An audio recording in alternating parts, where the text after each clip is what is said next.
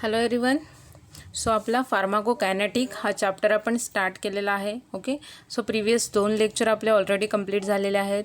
So previous 2 लेक्चरमध्ये आपण absorption हा जो पार्ट आहे फार्माकोकायनेटिकचा तो होल पार्ट इन डिटेल आपण बघितलेला आहे. ओके, ॲब्सॉर्प्शन म्हणजे काय, ओके, ते ॲब्सॉर्प्शन कोणत्या मेकॅनिझमने होतं इन डिटेल आपण मेकॅनिझम स्टडी केलेले आहेत आणि त्याच्यानंतर आपण त्याचे फॅक्टरसुद्धा इन डिटेल स्टडी केलेले आहेत. ओके, सो ॲब्सॉर्प्शनच्या कोणते फॅक्टर ॲब्सॉर्प्शन अफेक्ट करतात हे सुद्धा आपण इन डिटेल बघितलेलं आहे. ओके, आता आपल्याला फार्माकोकायनेटिकचा नेक्स्ट पार्ट बघायचा आहे, that is distribution of drug. Okay, so generally drug आपण ॲडमिनिस्टर्ड केला की फर्स्टली तो ॲब्सॉर्प्शन प्रोसेस अंडर जातो. ओके, ॲब्सॉर्प्शन प्रोसेस अंडर गेल्यानंतर तो ड्रग जो आहे तो ब्लड स्ट्रीममध्ये प्रेझेंट राहतो. ओके, ब्लड स्ट्रीममध्ये जेव्हा तो ड्रग जातो तेव्हा त्याचं मग ॲक्च्युअल डिस्ट्रीब्युशन व्हायला सुरुवात होते. ओके, सो जेव्हा ड्रग ब्लड स्ट्रीममध्ये येतो ॲब्सॉर्प्शन झाल्यानंतर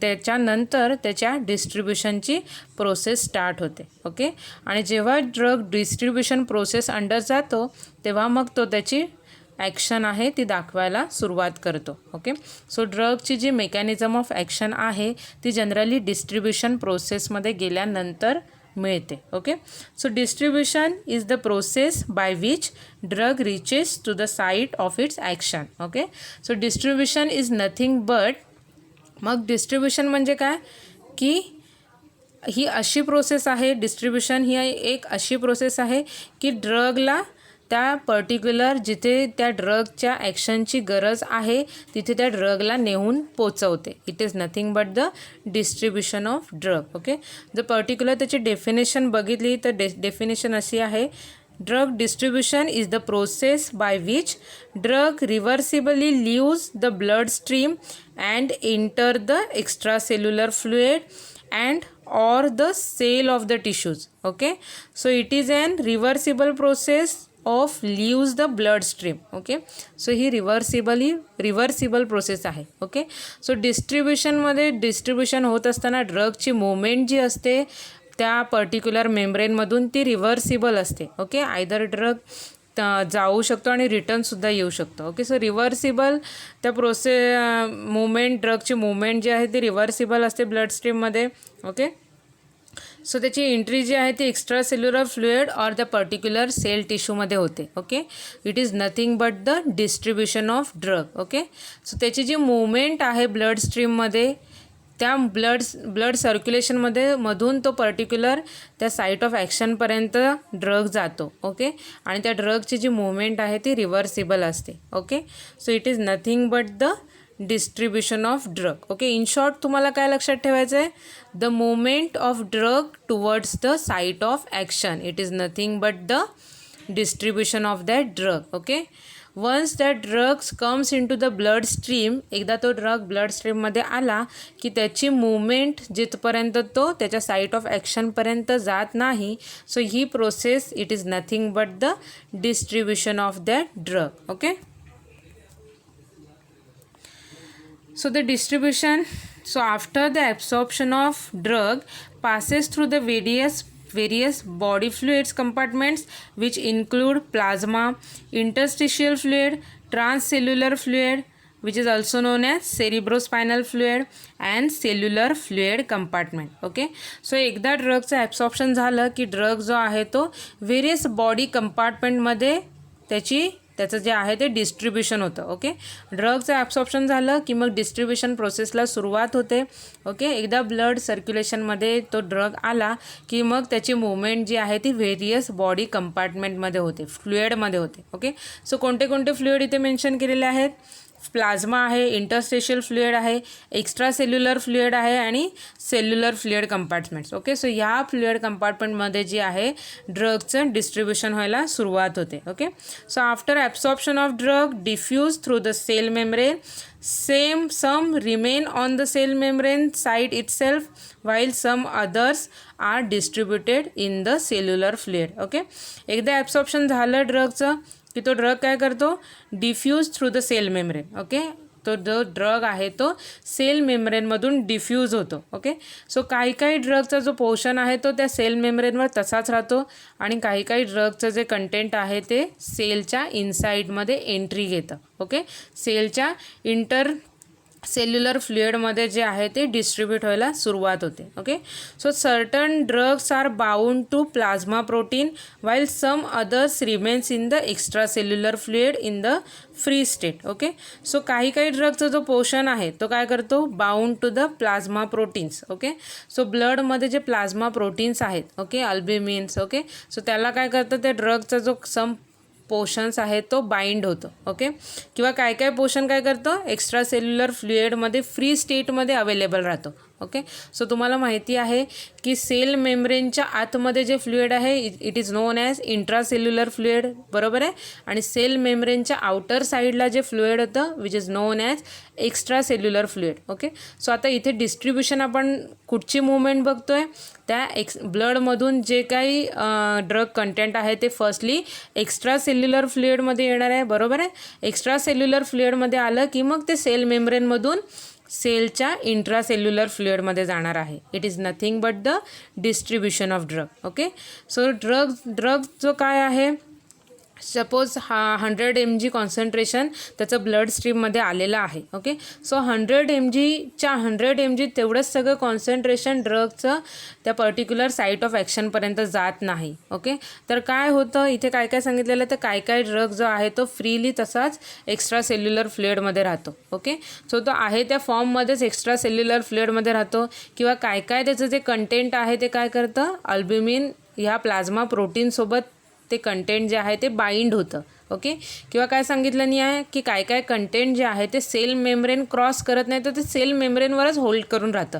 ओके, आणि मग त्याच्यातलं सम क्वांटिटी ऑफ ड्रग काय आहे ते सेल मेम्ब्रेन पास करून इंट्रासेल्युलर फ्लुइडमध्ये येतं. Right, so some drugs are stored in the different tissues of body including bone, liver, fatty tissues. Okay, so हे झालं डिस्ट्रीब्युशन होत असतानाची प्रोसेस. ओके, असंच काही काही जो ड्रग आहे तो काय करतो, डिफरंट टिश्यूजमध्ये स्टोअर राहतो. ओके, सो त्या ड्रगची जी जास्त ॲफिनिटी आहे ती त्या टिश्यूजकडे असते. सो त्याच्यामुळे त्याच्यातलं some quantity of drug concentration काय होणार आहे, त्या बॉडीच्या पर्टिक्युलर टिश्यूमध्ये डिपॉझिट होतं. ओके, म्हणून हे एक रिझन आहे की त्या ड्रगचे जरी आपण 100% ड्रग आपल्याला ब्लड स्ट्रीममध्ये जरी आला असेल तरी तो 100% साईट ऑफ ॲक्शनवर जात नाही. ओके, त्याचं कारण काय आहे, तर ड्रगचं डिस्ट्रीब्युशन होताना मध्ये मध्ये ह्या ज्या काही कंडिशन्स आहेत की काही काही ड्रग फ्रीली अवेलेबल तसाच एक्स्ट्रा सेल्युलर फ्लुइडमध्ये राहतो, काही काही ड्रगचं जे कंटेंट आहे ते काय करतं, सेल मेम्ब्रेनवर तसंच राहतं, काही काही ड्रग आहे तो प्लाझ्मा प्रोटीनलाच बाइंड होतो. ओके, किंवा काही काही ड्रग्ज आहे तो टिश्यूमध्ये ॲक्युम्युलेट होतो, टिश्यूमध्ये जाऊन साचून राहतं. ओके, सो त्याच्यामुळे ड्रगची थोडीच क्वांटिटी आहे की जी त्याच्या साईट ऑफ ॲक्शनपर्यंत पोचते. Okay,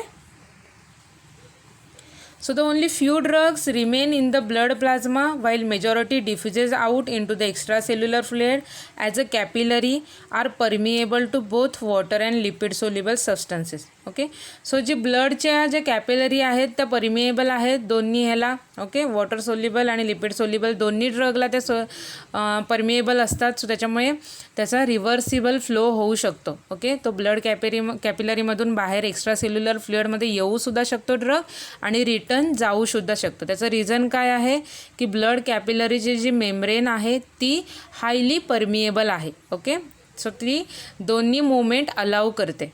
okay, so the drug may concentrate in a particular tissues because its physiochemical properties, affinity for tissues constituents or the existence of active transport mechanism. okay, so generally टिश्यूमध्ये drug कसं store करून राहतो आहे, त्याचे reasons हे आहेत की फिजिओकेमिकल property of drug, त्या ड्रगची जी फिजिओकेमिकल प्रॉपर्टी आहे त्याच्यामुळे त्या नेक्स्ट रिझन आहे that is affinity for tissue constituents. Okay, so त्या ड्रगची ॲफिनिटी आहे ती टिश्यू कॉन्स्टिट्युएंटकडे जास्त असते, त्याच्यामुळे तो टिश्यूमध्ये जास्त डिपॉझिट होऊन राहतो or the existence of active transport, किंवा जर ॲक्टिव्ह ट्रान्सपोर्ट जर तिथे प्रेझेंट असेल पर्टिक्युलर टिश्यूवर, सो तो काय करणार आहे, अगेन्स्ट कॉन्सन्ट्रेशन ग्रॅडियंट त्या ड्रगला आतमध्ये खेचणार आहे. ओके, ATPचा यूज करून त्या ड्रगचं कॉन्सन्ट्रेशन आहे ते टिश्यूमध्ये जास्त करायचं काम हे ॲक्टिव्ह ट्रान्सपोर्ट करणार आहे. ओके, सो हे 3 मेन रिझन आहेत की त्याच्यामुळे तो ड्रग जो आहे तो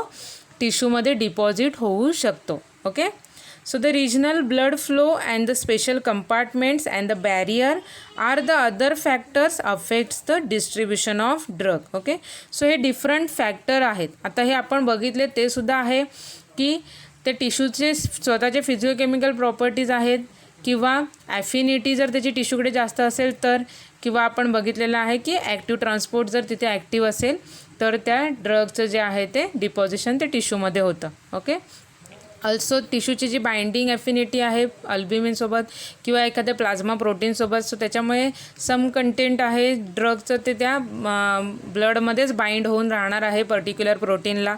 ओके, सो याच्यामुळे काय होतं, हे जे फॅक्टर्स दिलेले आहेत, regional blood flow, special compartments and barrier are the other factors that affects the distribution of drug. Okay, so generally बॅरियरचं एक्झाम्पल जर आपल्याला इथे बघायचं झालं तर ब्लडमध्ये एक ब्रेन बॅरियर असतो ब्रेनमध्ये. ओके, सो ब्रेनमध्ये हा ब्लड ब्रेन बॅरियर असल्यामुळे हा काय करतो की पर्टिक्युलर ड्रगची एंट्री जी आहे ब्रेनमध्ये ते थांबवायचं तो काम करतो. ओके, म्हणजे त्या पर्टिक्युलर ड्रगच्या डिस्ट्रीब्युशनवर त्याचा अफेक्ट होणार आहे, कारण का त्या ब्लड ब्रेन बॅरियरमुळे त्या ड्रगची एंट्री जी आहे ती त्या ब्रेनमध्ये होऊ शकत नाही. सो त्याचं जे डिस्ट्रीब्युशन आहे ते तिथेच स्टॉप होणार आहे. ओके, सो अशामुळे असे काही बॅरियर्स असतील किंवा स्पेशल कंपार्टमेंट असतील किंवा रिजनल ब्लड फ्लो, हे जे काही फॅक्टर्स आहेत ते त्या डिस्ट्रीब्युशनवर अफेक्ट करतात. ओके,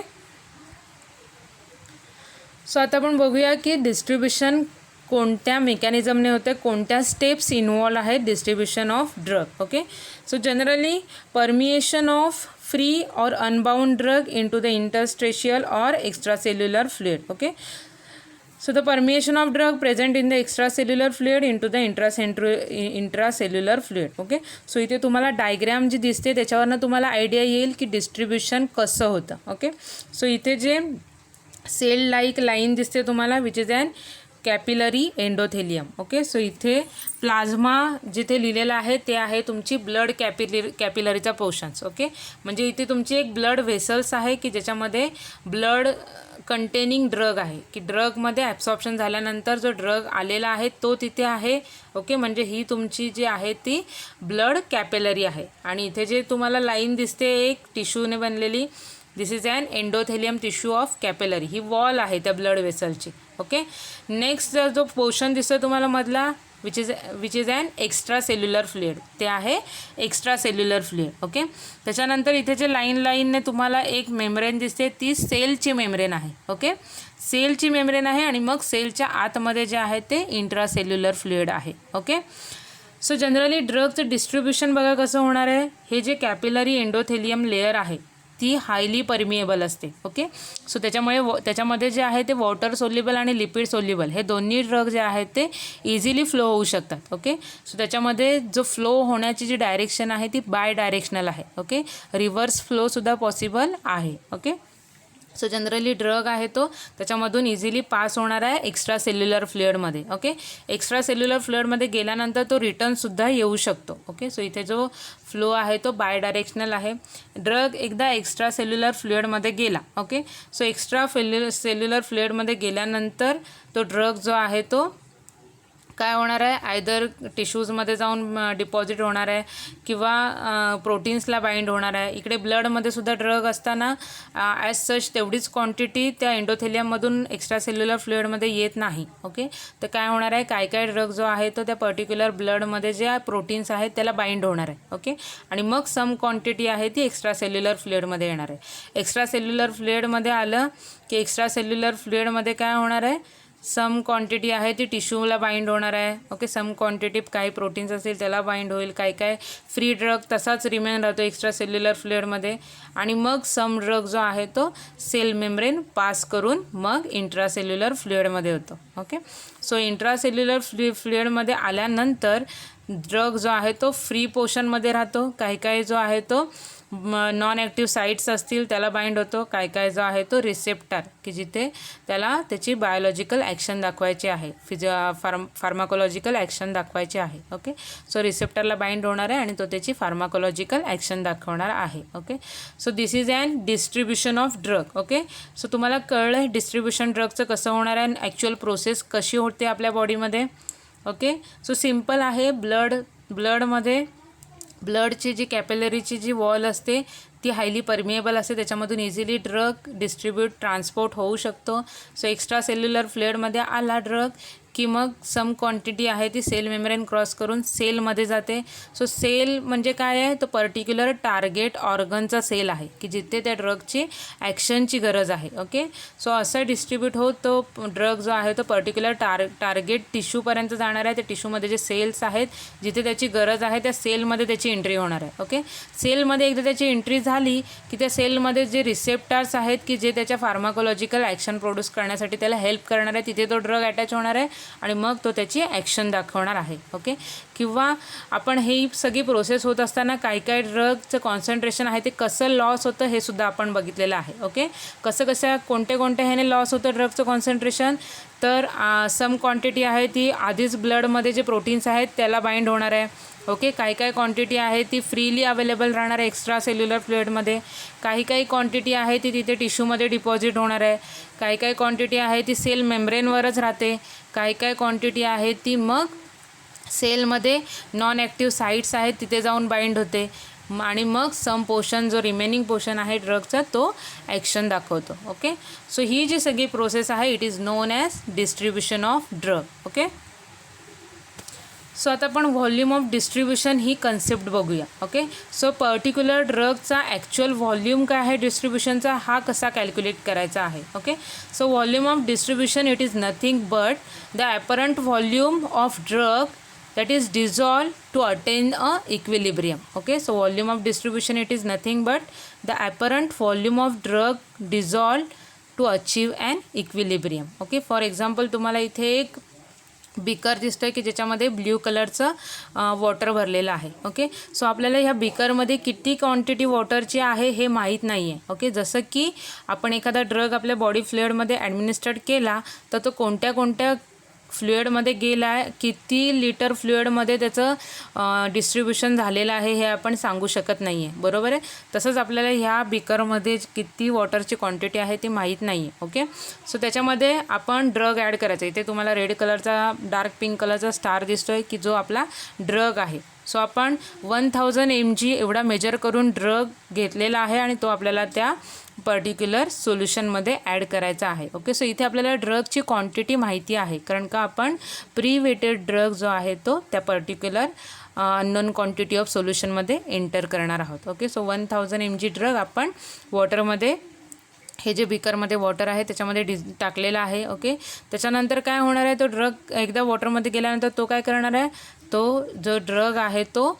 इक्विलिब्रियम अटेन करायला करणार आहे. ओके, म्हणजे तो काय करणार आहे, त्या पर्टिक्युलर वॉटरमध्ये डिझॉल्व होणार आहे. ओके, पूर्णपणे विरघळून जाणार आहे. ओके, सो पूर्णपणे जेव्हा तो वॉटर मॉलिक्यूल ॲक्वायर करेल आणि त्याच्यानंतर जे ड्रगचे जे मॉलिक्युल्स असतील ते काय करणार आहेत, मग वॉटरचे जी क्वांटिटी आहे त्याला डिस्प्लेस करणार आहेत. ओके, सो आपल्याला इथे हा व्हॉल्यूम मेजर करायचा आहे. ओके, की किती ड्रगच्या कॉन्सन्ट्रेशनने ते वॉटरचे मॉलिक्यूल आहेत ते डिस्प्लेस केलेले आहेत. ओके, म्हणजे किती ड्रगच्या कॉन्सन्ट्रेशनने त्या वॉटरची क्वांटिटी आहे ती डिस्प्लेस करायला सुरुवात केलेली आहे. Okay, it is nothing but the concentration of drug into that particular water. Okay, so इथे आपण एक इन्स्ट्रुमेंट यूज करणार आहोत की जे किती कॉन्सन्ट्रेशन आहे त्या ड्रगचं त्या वॉटरमध्ये ते आपल्याला मेजर करून देणार आहे. ओके, सो त्या इन्स्ट्रुमेंटने आपण जर ह्या वॉटरमध्ये ड्रगचं कॉन्सन्ट्रेशन किती आहे ते बघितलं तर ते इन्स्ट्रुमेंट आपल्याला सांगणार आहे सपोज 50 mg/L एवढं त्या ड्रगचं आपल्याला कॉन्सन्ट्रेशन मिळालेलं आहे. ओके, सो आपल्याकडे 2 व्हॅल्यू आहेत. आपल्याला ड्रगच्या क्वांटिटी माहिती आहे किती mg आपण ड्रग घेतलेला आहे आणि आपल्याला मशीनवर रीडिंग मिळालेलं आहे की 50 mg/L एवढं त्या ड्रगचं कॉन्सन्ट्रेशन त्या पर्टिक्युलर वॉटरमध्ये आहे. ओके, सो आपल्याला ह्याचा व्हॉल्यूम ऑफ डिस्ट्रीब्युशन काढायचा आहे. ओके. सो आपल्याला त्या ड्रगचा ॲपरंट व्हॉल्यूम काढायचा आहे की त्या व्हॉल्यूमची क्वांटिटी किती आहे. ओके. सो त्याचा फॉर्म्युला आहे amount of drug in the body divided by the concentration of drug in the blood plasma. Okay. So total amount of drug आपण किती घेतला होता 1000 mg. ओके. आपल्याला रीडिंग किती मिळाले, कॉन्सन्ट्रेशन किती मिळाले ते वॉटरमध्ये ड्रगचं 50 mg per litre. Okay. So हे जर कॅल्क्युलेशन केलं तर त्याचा आन्सर येणार आहे 20 litre. Okay. So volume of distribution किती झाला त्या 1000 mg ड्रगचा 20 लिटर हा त्याचा व्हॉल्यूम ऑफ डिस्ट्रीब्युशन झाला. ओके. मीन्स टोटल 20 लिटर एवढ्या फ्लुइडमध्ये त्याने तो टोटली डिझॉल्व झाला तेवढा फ्लुइडचा एरिया त्याने कन्झ्युम केलेला आहे. Okay. It is nothing but the volume of distribution. Okay. हे आपण फॉर एक्झाम्पलच्या ह्याने समजून घेतलेलं आहे. आता सपोज आपण जर ते बॉडीवर बघितलं तर त्याच्यामध्ये आपण व्हॉल्यूम ऑफ डिस्ट्रीब्युशन कसं काढणार आहे, तर सेम मेथड आहे. काय करायचं आहे, आपल्याला नोन क्वांटिटी ऑफ ड्रग बॉडीमध्ये इंजेक्ट करायचं आहे. ओके. सो इथे तुम्हाला डायग्रॅम दिसते, तिथे इंजेक्शन दिलेलं आहे. ओके. सो इंजेक्शनमधून ड्रग दिलेला आहे की त्याची क्वांटिटी आपल्याला माहिती असणार आहे, बरोबर आहे. त्याच्यानंतर आपल्याला त्या ड्रगचं डिझॉल्युशन डिस्ट्रीब्युशन होईपर्यंत वेट करायचं आहे. ओके. सम टाईम आपल्याला तिथे थांबायचं आहे. ओके. जिथपर्यंत तो ड्रग जो आहे तो इक्विलिब्रियम अटेंड करत नाही आहे. ओके. त्याच्यानंतर आपल्याला काय करायचं आहे, ब्लड सॅम्पल कलेक्ट करायचं आहे त्या पर्सनचं. Okay. So particular time period इंटरवलनंतर आपल्याला ब्लड सॅम्पल कलेक्ट करायचं आहे आणि मग त्या ब्लड सॅम्पलमध्ये त्या ड्रगचं किती कॉन्सन्ट्रेशन आहे ते त्या पर्टिक्युलर इन्स्ट्रुमेंटने काउंट करायचं आहे. Okay. It is nothing but the concentration of that drug into that particular blood. Okay. So त्या ब्लडमध्ये कॉन्सन्ट्रेशन आलं की ती व्हॅल्यू इथे पुट करायची. Okay. So amount of drug, किती ड्रग तुम्ही इंजेक्ट केलेले आहेत ते, आणि concentration of drug in blood plasma म्हणजे तुम्हाला जे रीडिंग मिळणार आहे, ब्लड सॅम्पल तुम्ही कलेक्ट केल्यानंतर तुम्हाला जे रीडिंग मिळणार आहे ते तिथे पुट करायचं आहे. आणि मग हे व्हॅल्यू मिळाल्यानंतर आपण त्या ड्रगचा व्हॉल्यूम ऑफ डिस्ट्रीब्युशन काढू शकतो. ओके. बॉडीचे किती ml फ्लुइडमध्ये और किती क्वांटिटी ऑफ फ्लुइडमध्ये तो ड्रग जो आहे तो डिस्ट्रीब्यूट झालेला आहे. It is nothing but the volume of distribution. Okay. So distribution बघताना व्हॉल्यूम ऑफ डिस्ट्रीब्युशन ही कन्सेप्ट क्लिअर होणं फार गरजेचं आहे. आय थिंक तुम्हाला हे व्हॉल्यूम ऑफ डिस्ट्रीब्युशन ही कन्सेप्ट क्लिअर झाली असेल. ओके. सो आत्तापर्यंत आपण डिस्ट्रीब्युशन म्हणजे काय बघितलं आहे, व्हॉल्यूम ऑफ डिस्ट्रीब्युशन बघितलेलं आहे.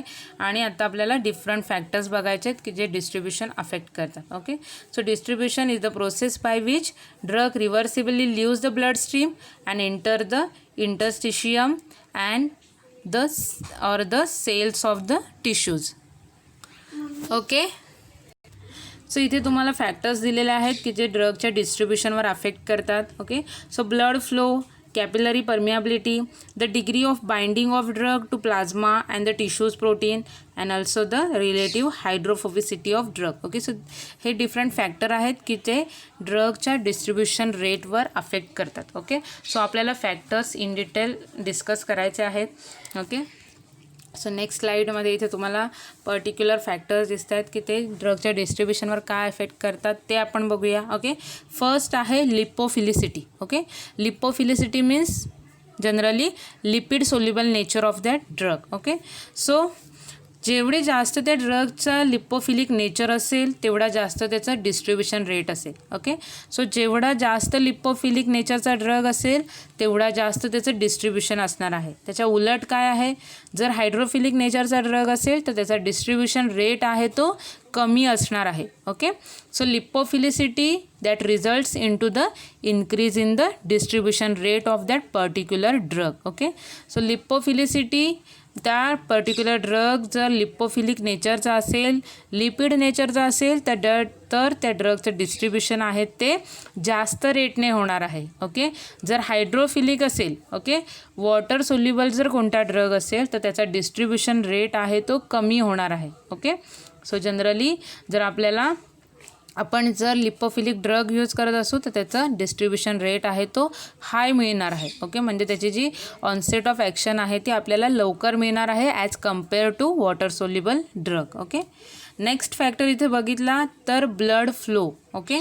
सो ब्लड फ्लोचं काय आहे तर ज्या एरियामध्ये ब्लड फ्लो जास्त आहे त्या एरियामध्ये त्या ड्रगचा डिस्ट्रीब्युशन रेट जो आहे तो जास्त असणार आहे. ओके, सो आपली होल बॉडी जर कंपेअर केली तर ब्रेन ह्या ऑर्गनमध्ये ब्लडचा फ्लो जो असतो तो जास्त असतो. ओके, सो त्याच्यामुळे ब्रेन हा असा ऑर्गन आहे की जिथे ड्रग डिस्ट्रीब्युशन रेट जो आहे तो जास्त आहे. ओके, पण जनरली ब्रेनमध्ये ब्लड ब्रेन बॅरियर असतो, तो काय करतो, त्या ड्रगची एंट्री जी आहे ती ब्रेनमध्ये जाण्यापासून अडवतो. ओके, सो असे जे ड्रग्स असतील की जे ब्लड ब्रेन बॅरियर क्रॉस करणारे असतील तर ते ड्रग त्या ब्रेनवर टॉक्झिक इफेक्ट प्रोड्यूस करण्याचे चान्सेस जास्त असतात. ओके, त्याचं मेन रिझन काय आहे, कारण का ब्लड फ्लो जो आहे ब्रेन एरियाचा तो जास्त असतो, त्याच्यामुळे ड्रगचा डिस्ट्रीब्युशन रेट जो आहे तो ब्रेन रिजनमध्ये जास्त असतो. ओके, सो जर स्किन कंपेअर केली ब्रेनसोबत तर स्किनमध्ये जो blood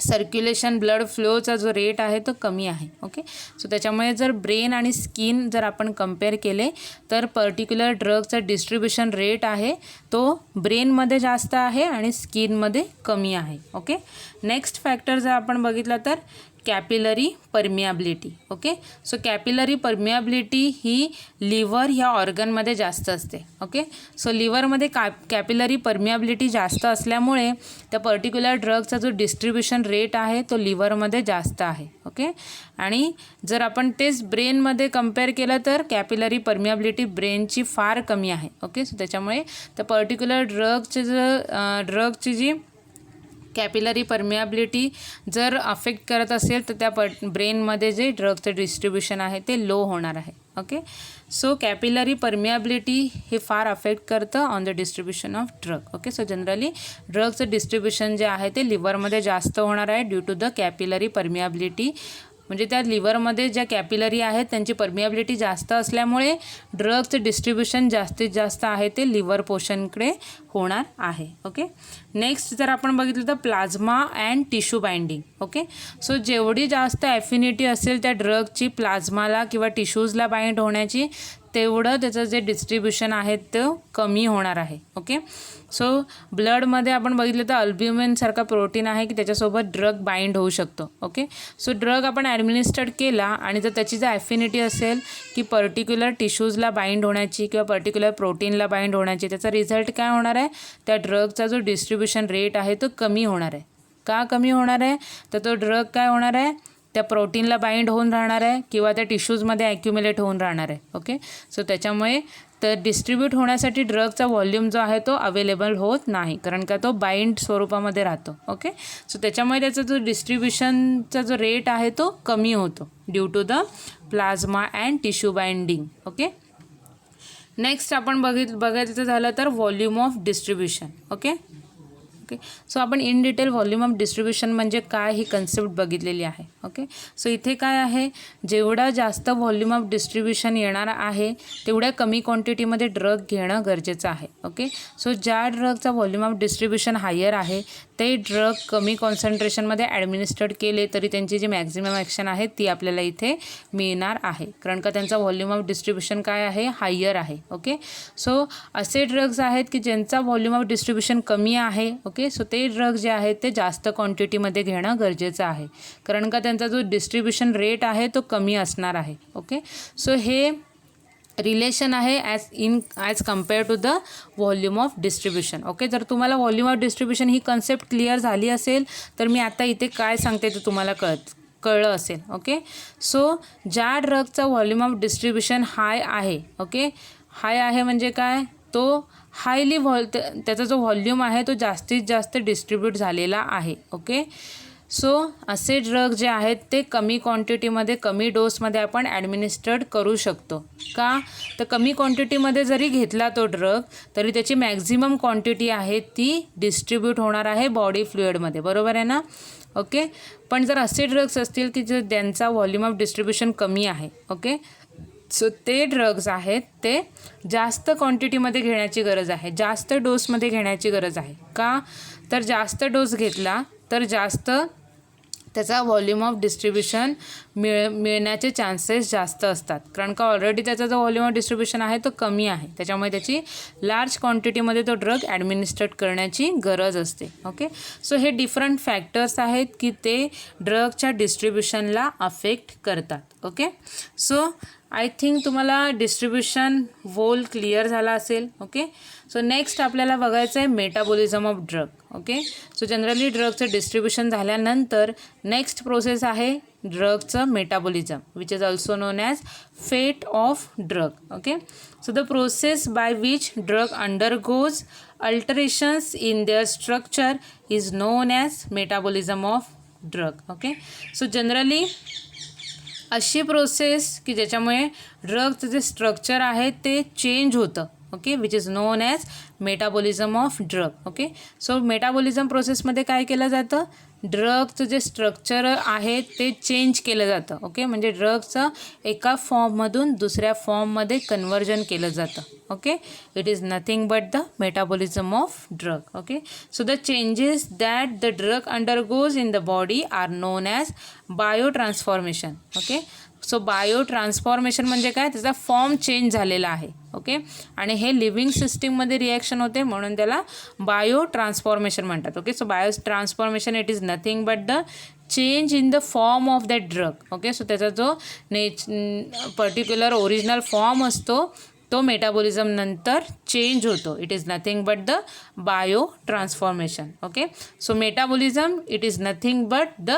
bio transformation of drug. Okay, so metabolism प्रोसेसने त्या ड्रगचा फॉर्म आहे तो चेंज केला जातो. Okay, so the main site of drug metabolism is liver, although some other tissues also metabolize the drug. Okay, so generally ड्रगचं metabolism जे आहे ते बॉडीमध्ये लिव्हरमध्ये होतं. ओके, मॅक्झिमम ड्रग्स जे आहेत त्यांचं मेटाबॉलिझम लिव्हरमध्ये होतं, बट काही क्वांटिटी अशी काही क्वांटिटीचे जे ड्रग्स आहेत त्यांचं मेटाबॉलिझम जे आहे ते टिश्यूमध्ये सुद्धा होतं. ओके, बट मॅक्झिमम जे ड्रग्स आहेत त्यांचं मेटाबॉलिझम जनरली लिव्हरमध्ये होतं. ओके, सो मेटाबॉलिझमची गरज का लागत असेल बॉडीमध्ये, काय गरज आहे त्या ड्रगला एका फॉर्ममधून दुसऱ्या फॉर्ममध्ये कन्वर्ट करण्यासाठी, तर त्याचं मेन रिझन आहे की त्या ड्रगचं एलिमिनेशन इझी होण्यासाठी.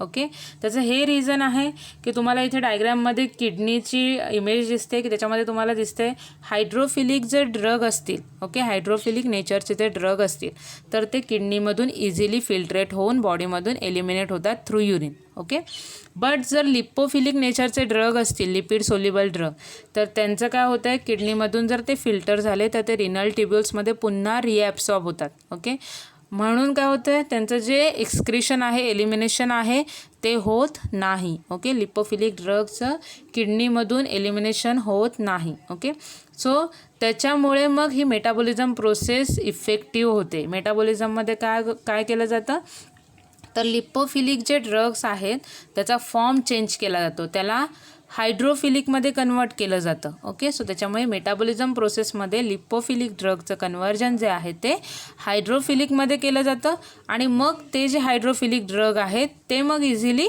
किडनीमधून थ्रू युरिन एलिमिनेट होतात. ओके, सो जनरली लिव्हरमध्ये मेटाबॉलिझम जे आहे ते 2 प्रोसेसने केलं जातं, फेज 1 रिॲक्शन आणि phase 2 reactions. Okay, so phase 1 metabolic रिॲक्शनने मेटाबॉलिझम केलं जातं किंवा मग नेक्स्ट प्रोसेस आहे phase 2 metabolic reactions. Okay, so आत्ता आपण ह्या 2 रिॲक्शन्स बघूया. फेज 1 रिॲक्शन म्हणजे काय, फेज 2 म्हणजे काय. ओके, सो इथे तुम्हाला दिसतंय फेज 1 रिॲक्शन की जिथे काय केलेलं आहे, making drug more hydrophilic by unmasking the polar functional group. Okay, so ड्रगमध्ये ऑलरेडी जर पोलार ग्रुप असेल पण तो मास्क झालेला असतो, ओके, त्याच्यावर किंवा तो बाउंड झालेला असतो. ओके, सो फेज 1 मेटाबॉलिक रिॲक्शन्समध्ये काय केलं जातं, तो जो पोलार ग्रुप आहे त्याचं अनमास्किंग केलं जातं, त्याला ओपन केलं जातं. Okay, so generally oxidation hydrolysis आणि रिडक्शन ह्या 3 मेन रिॲक्शन्स आहेत. त्या काय करतात, unmasking of polar group. Okay, त्या हायड्रोफिलिक ड्रगमध्ये जेवढे पण पोलार ग्रुप आहेत ते ओपन करायचं काम ते करतात. Okay, so generally oxidation, hydrolysis आणि रिडक्शन ह्या 3 मेन रिॲक्शन्स आहेत. ह्या तिन्ही रिॲक्शनसाठी सायटोक्रोम P450 हे एन्झाईम एसेन्शियल आहे. ओके, सो हे एन्झाईम काय करतं, ह्या ज्या रिॲक्शन्स आहेत त्या कॅटलाइज करायचं काम करतं.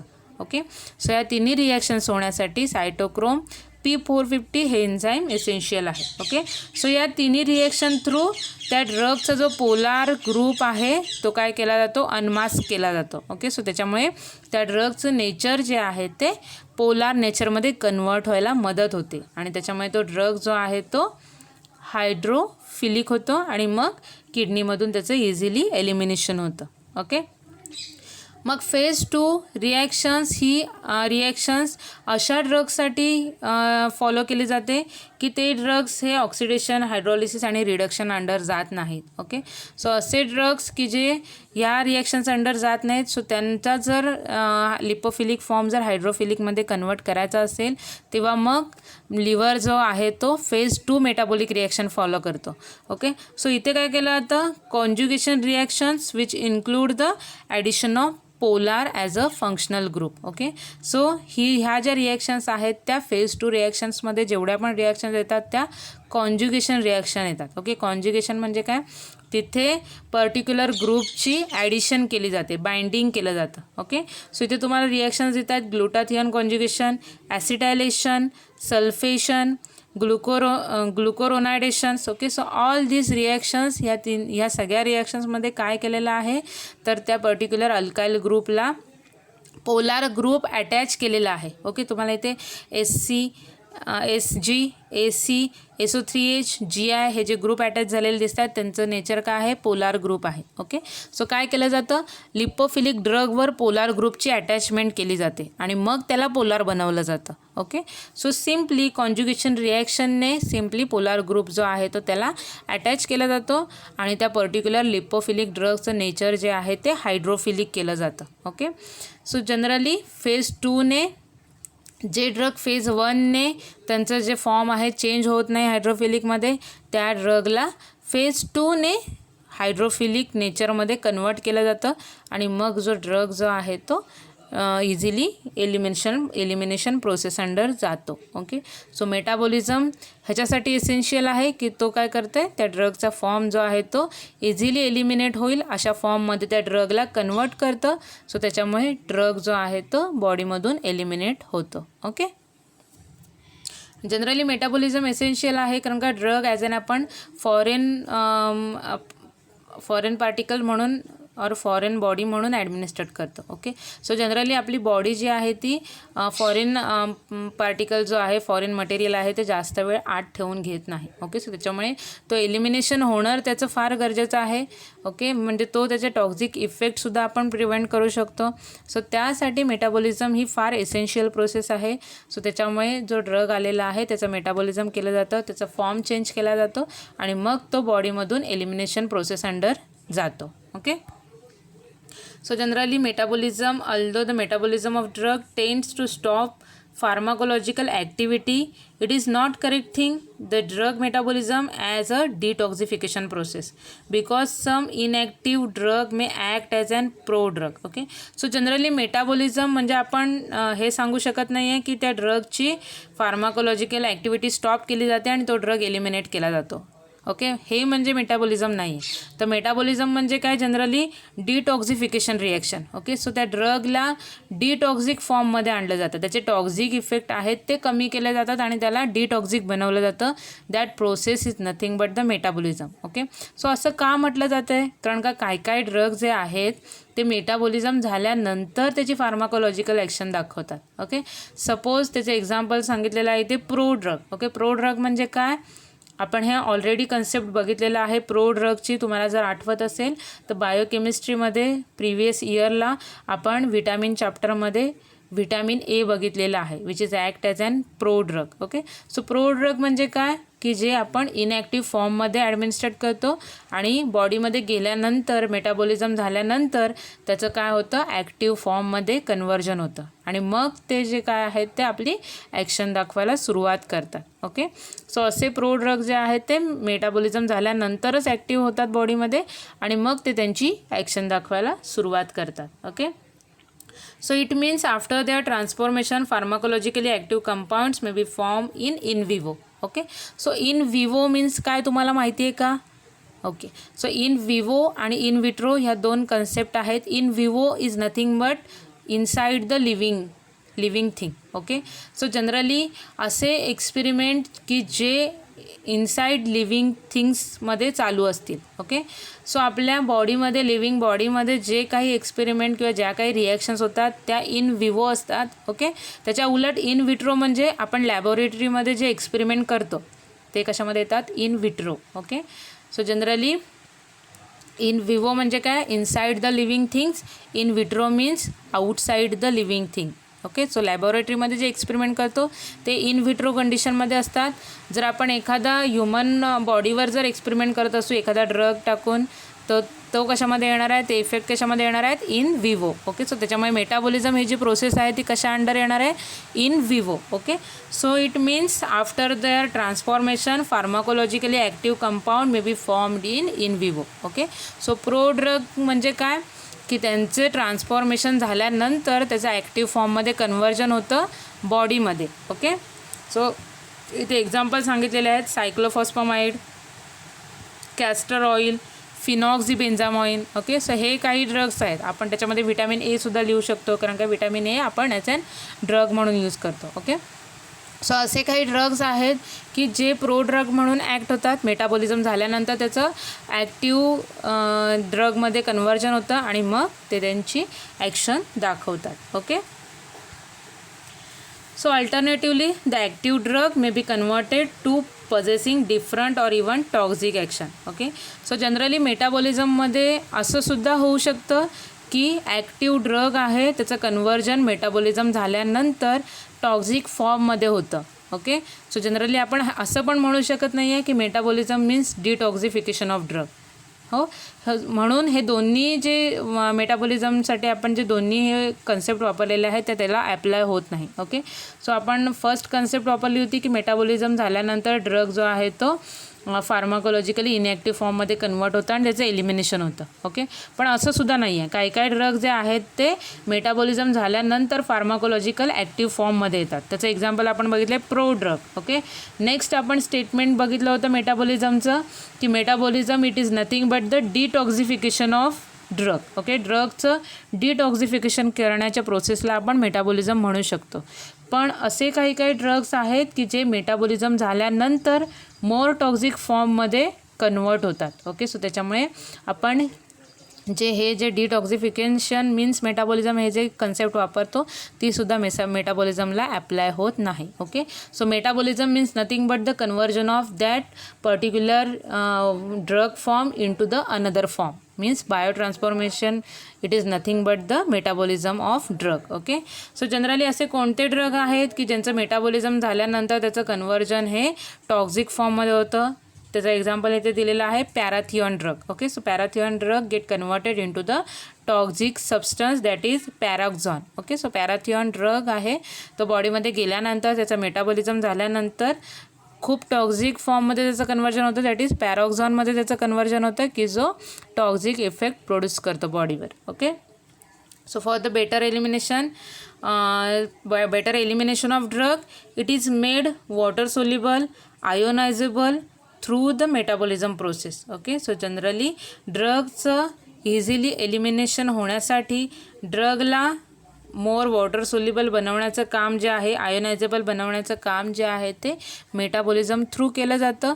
सो जनरली मेटाबॉलिझम जी प्रोसेस आहे बॉडीमध्ये ती जनरली त्या ड्रगचं इझिली रिमूव्हल और एलिमिनेशन बॉडीतून व्हावं ह्यासाठी जनरली मेटाबॉलिझम ही प्रोसेस होते. Okay, so it is all about the distribution आणि मेटाबॉलिझम. ओके, सो या लेक्चरमध्ये आपण डिस्ट्रीब्युशन आणि मेटाबॉलिझम हे दोन कन्सेप्ट ज्या आहेत फार्माकोकायनेटिकच्या त्या बघितलेल्या आहेत. ओके, सो डिस्ट्रीब्युशनमध्ये आपण बघितलेलं आहे की डिस्ट्रीब्युशन म्हणजे काय. सो आपण डिस्ट्रीब्युशन म्हणजे काय बघितलेलं आहे. डिस्ट्रीब्युशन कोणत्या मेकॅनिझमने होतं, बॉडीमध्ये डिस्ट्रीब्युशन ड्रगचं कसं होतं ते बघितलेलं आहे. त्याच्यानंतर व्हॉल्यूम ऑफ डिस्ट्रीब्युशन ही कन्सेप्ट बघितलेली आहे.